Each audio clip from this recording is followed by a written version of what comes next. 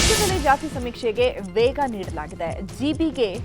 GBA ವ್ಯಾಪ್ತಿಗೆ ಹೊರತುಪಡಿಸಿ ಒಟ್ಟು 1,42,74,031 ಮನೆಗಳ ಸಮೀಕ್ಷೆ ನಡೆಸಲಾಗಿದೆ. ನಿನ್ನೆ ಒಂದೇ ದಿನ 1,60,865 ಮನೆ ಸಮೀಕ್ಷೆ ಮಾಡಲಾಗಿದೆ. ಒಟ್ಟು ಶೇಕಡಾವಾರು ಪ್ರಗತಿ 96.35% ಆಗಿದೆ. ಇತ್ತ ಜಿಬಿಎ ವ್ಯಾಪ್ತಿಯಲ್ಲಿ ಕಳೆದ 15 ದಿನಗಳಲ್ಲಿ 17.84 ಲಕ್ಷ ಮನೆಗಳ ಸಮೀಕ್ಷೆ ಮಾಡಲಾಗಿದೆ. ನಿನ್ನೆ ಒಂದೇ ದಿನ 59,356 ಮನೆಗಳ ಸಮೀಕ್ಷೆ ಮಾಡಲಾಗಿದೆ. ಜಿಬಿಎ ಹೊರತುಪಡಿಸಿ ರಾಜ್ಯಾದ್ಯಂತ ಸಮೀಕ್ಷೆಗೆ ಇವತ್ತು ಕೊನೆಯ ದಿನವಾಗಿದೆ. ಇನ್ನು ಸಮೀಕ್ಷೆ ಮುಕ್ತಾಯವೋ ಮುಂದೂಡಿಕೆಯೋ ಅನ್ನೋದು ಇವತ್ತು ನಿರ್ಧಾರ ಆಗಲಿದೆ. ಸಂಜೆ 4:30ಕ್ಕೆ ಹಿಂದುಳಿದ ವರ್ಗಗಳ ಕಲ್ಯಾಣ ಇಲಾಖೆ ಅಧಿಕಾರಿಗಳ ಜೊತೆ ಸಿಎಂ ಸಿದ್ದರಾಮಯ್ಯ ಸಭೆ ನಡೆಸಲಿದ್ದಾರೆ. ಈ ಸಭೆಯಲ್ಲಿ ಸಮೀಕ್ಷೆ ಮುಂದುವರಿಸಬೇಕೇ ಅಥವಾ ಪೂರ್ಣಗೊಳಿಸಬೇಕೇ ಅನ್ನೋ ನಿರ್ಧಾರವಾಗಲಿದೆ.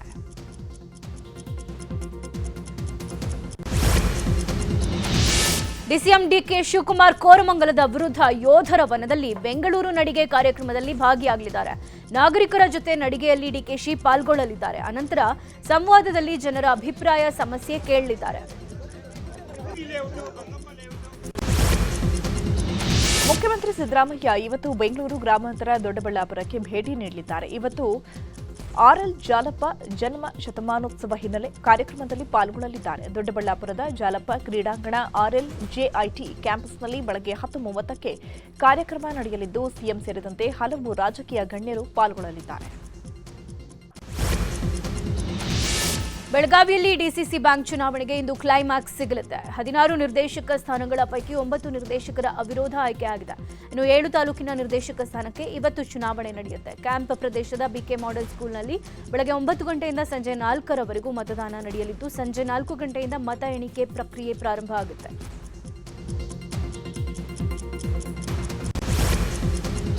ಕಲಬುರಗಿ ಜಿಲ್ಲೆ ಚಿತ್ತಾಪುರದಲ್ಲಿ ಇವತ್ತು ಆರ್ಎಸ್ಎಸ್ ಪಥಸಂಚಲನ ಕಾರ್ಯಕ್ರಮ ಆಯೋಜನೆ ಮಾಡಲಾಗಿದೆ. ಚಿತ್ತಾಪುರ ತಹಸೀಲ್ದಾರ್ ಆರ್ಎಸ್ಎಸ್ ಪ್ರಮುಖರಿಗೆ ಹಲವು ಪ್ರಶ್ನೆಗಳನ್ನು ಕೇಳಿ ಪತ್ರವನ್ನು ಕಳುಹಿಸಿದ್ದಾರೆ. ಪಥಸಂಚಲನದಲ್ಲಿ ಎಷ್ಟು ಜನ ಭಾಗವಹಿಸ್ತೀರಾ ಅಂತ ಮಾಹಿತಿ ನೀಡಿಲ್ಲ. ಪಥಸಂಚಲನ ನಡೆಯುವ ಜಾಗದ ಮಾಲೀಕರ ಅನುಮತಿ ಪತ್ರವನ್ನು ಸಲ್ಲಿಕೆ ಮಾಡಿಲ್ಲ.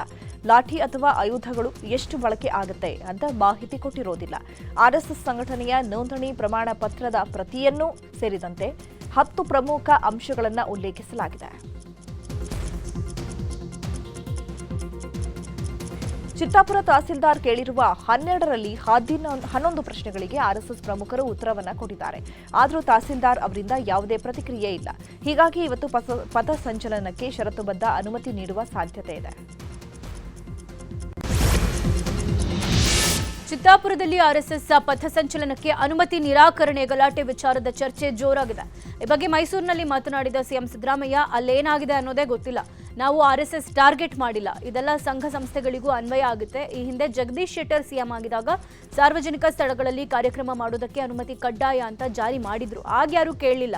ಇದು ಬಿಜೆಪಿ ರಾಜಕೀಯ ಅಷ್ಟೇ ಅಂತ ಹೇಳಿದ್ದಾರೆ. ಇನ್ನು ಇದೇ ವಿಚಾರವಾಗಿ ಸಚಿವ ಎಚ್.ಕೆ. ಪಾಟೀಲ್, ಎಂಸಿ ಸುಧಾಕರ್, ಯತೀಂದ್ರ ಕೂಡ ಪ್ರತಿಕ್ರಿಯೆ ನೀಡಿದ್ದಾರೆ. ಯಾವುದೇ ಆರ್ಗನೈಸೇಷನ್ ಪರ್ಮಿಷನ್ ಇದು ಹಿಂದೆನೇ ಮಾಡಿತ್ತು. ಜಗದೀಶ್ ಶೆಟ್ಟರ್ ಇರುವಾಗಲೇ ಮಾಡಿತ್ತು.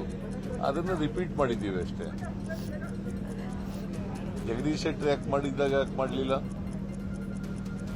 ಯಾಕ್ರಿ ಮಾಡಲಿಲ್ಲ ವಿರೋಧನ?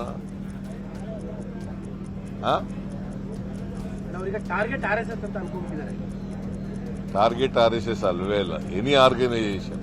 ಬಿಜೆಪಿ ಯಾವಾಗಲೂ ರಾಜಕಾರಣನೇ ಮಾಡೋದು. ಇನ್ನೇನು ಬಿಟ್ಟು ಬೇರೇನು ಮಾಡಕ್ ಬರ್ತದೆ? ಜನರು ಬಡವ್ರ ಕೆಲಸ ಮಾಡಲ್ಲ, ಅವರು ರಾಜಕಾರಣ ಮಾಡೋದು. ಯಾವುದೇ ಆರ್ಗನೈಸೇಷನ್ನು, ಯಾವುದೇ ಸಂಸ್ಥೆ, ಸಂಘ, ಯಾವುದೇ ಸಂಘಟನೆಗಳನ್ನು ಬ್ಯಾನ್ ಮಾಡೋದ್ರ ಬಗ್ಗೆ, ಯಾವುದಕ್ಕೂ ಬ್ಯಾನ್ ಮಾಡೋದ್ರ ಬಗ್ಗೆ ಸರ್ಕಾರದ ಮುಂದೆ ಪ್ರಸ್ತಾವನೆ ಇಲ್ಲ, ಚಿಂತನೆ ಇಲ್ಲ. ಯಾವುದೇ ಸಂಸ್ಥೆ, ಸಂಘ, ಜಾತಿ ಧರ್ಮದ ಜನ ಇವತ್ತು ಅಲ್ಲೇ ಬರ್ತಾರೆ. ಅಂತದ್ರಲ್ಲಿ ನೀವು ಅಲ್ಲಿ ನಿಮ್ದೇ ಆದಂತಹ ಕಾರ್ಯಚಟುವಟಿಕೆಗಳನ್ನ ನೀವು ಮಾಡುವಂತದ್ದು ಎಲ್ಲೋ ಒಂದ್ ಕಡೆ ಇದು ಇಟ್ಸ್ ಅಬ್ಜೆಕ್ಷನ್ ಬರ್ತೀವಿ. ಸ್ವಲ್ಪ ಶಿಸ್ತಿರ್ಲಿ. ನಾಳೆ ಬೆಳಗ್ಗೆ ಅನುಮತಿ ತಗೊಳ್ಳಿ. ಅನುಮತಿ ಪಡ್ಕೊಂಡು ಯಾರ್ಯಾರು ಅವರ ಚಟುವಟಿಕೆಗಳು ಮಾಡುವಂತದ್ದಕ್ಕೆ ಯಾವುದೇ ಅಭ್ಯಂತರ ಇಲ್ಲ.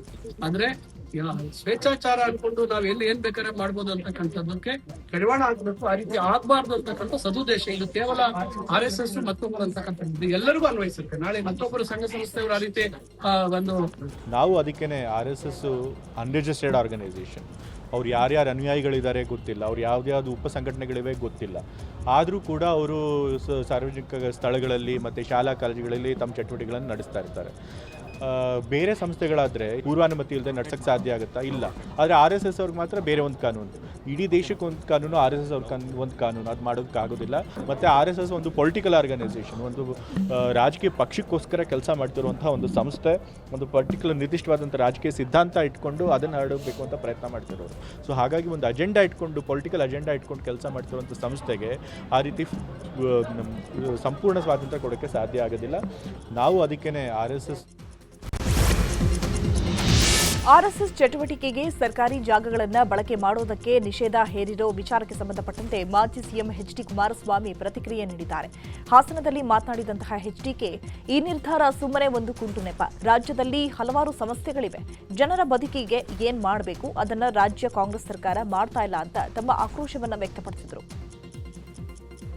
ಆ ಮಾತಿನಲ್ಲಿರ್ತಕ್ಕಂಥ ಒಂದು ಬದ್ಧತೆಗಳು ಕೃತಿಯಲ್ಲಿ ಪ್ರಾಮಾಣಿಕವಾಗಿ ಆಡಳಿತವನ್ನು ನಡೆಸ್ತಕ್ಕಂಥ ಎಲ್ಲರಿಗೂ ನಾನು ಮನವಿ ಮಾಡಬೇಕನ್ನೋದು ತಾಯಿಯ ಒಂದು ಆಶೀರ್ವಾದ. ಅವರೆಲ್ಲರಿಗೂ ಒಂದು ಸದ್ಬುದ್ಧಿಯನ್ನು ಕೊಟ್ಟು ಆಡಳಿತ ನಡೆಸ್ತಕ್ಕಂಥವ್ರಿಗೆ ಜನತೆಯ ಸಮಸ್ಯೆಗಳಿಗೆ ಪ್ರಾಮಾಣಿಕವಾದಂತಹ ಪರಿಹಾರಗಳು. ತುಂಬ ನಮ್ಮ ರೈತರು ಸಂಕಷ್ಟಕ್ಕೆ ಒಳಗಾಗಿದ್ದಾರೆ. ಅದು ಕೇವಲ ಘೋಷಣೆ ಆಗಬಾರದು, ಸರ್ಕಾರ ಉತ್ತಮದ ರೀತಿಯಲ್ಲಿ ಕೆಲಸ ಮಾಡಲಿ ಅಂತಕ್ಕಂಥ ತಾಯಿ ಎಲ್ಲರಿಗೂ ಸಮೃದ್ಧಿಯನ್ನು ಕೊಡಲಿ ಅಂತಕ್ಕಂಥ ಪ್ರಾರ್ಥನೆ ಸಲ್ಲಿಸಿ. RSS ಒಪ್ಕೊಳ್ಳೋರು ದೇಶಭಕ್ತರಲ್ಲ, ದೇಶ ವಿರೋಧಿಗಳು ಅಂತ ಸಚಿವ ಶಿವರಾಜ್ ತಂಗಡಗಿ ಹೇಳಿದ್ದಾರೆ. ಕೊಪ್ಪಳದಲ್ಲಿ ಮಾತನಾಡಿದ ಅವರು, RSS ದೇಶಭಕ್ತ ಸಂಘ ಅಂತ ಯಾವ ಮೂಲದಿಂದ ಒಪ್ಕೋತೀರಾ? ಈ ಸಂಘಟನೆ ಮಹಾತ್ಮ ಗಾಂಧಿ ಬುದ್ಧರನ್ನ ಒಪ್ಕೊಳ್ಳಲ್ಲ. ಇದು ದೇಶಭಕ್ತಿ ಸಂಸ್ಥೆಯಲ್ಲ, ಕೋಮುವಾದಿ ಸಂಸ್ಥೆ ಅಂತ ಕೌಂಟರ್ ಕೊಟ್ಟರು. ಈ ದೇಶದ ಸಂವಿಧಾನ RSS ದೇಶಭಕ್ತ ಸಂಘ ಅಂತ ನೀವು ಯಾವ ಮೂಲದಿಂದ ಒಪ್ಕೊಂತೀರಿ? ಈ ದೇಶದ ರಾಷ್ಟ್ರಪಿತ ಮಹಾತ್ಮ ಗಾಂಧಿಯವ್ರನ್ನೂ ಇವರು ನಂಬೋದಿಲ್ಲ.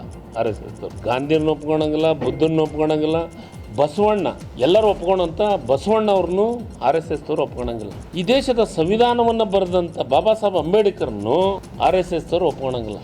ಹೋಗ್ಲಿ, ನಾವೆಲ್ಲರೂ ಸೆಲ್ಯೂಟ್ ಹೊಡೋವಂಥದ್ದು ರಾಷ್ಟ್ರಧ್ವಜನೇ ಇವ್ರು ಒಪ್ಕೊಳಂಗಿಲ್ಲ, ರಾಷ್ಟ್ರ ಗೀತೆಯನ್ನು ಒಪ್ಕೊಳಂಗಿಲ್ಲ, ನಮ್ಮ ದೇಶದ ಸಂವಿಧಾನವನ್ನು ಸತೆ ಒಪ್ಕೊಳಕತ್ತಿಲ್ಲ ಇವರು.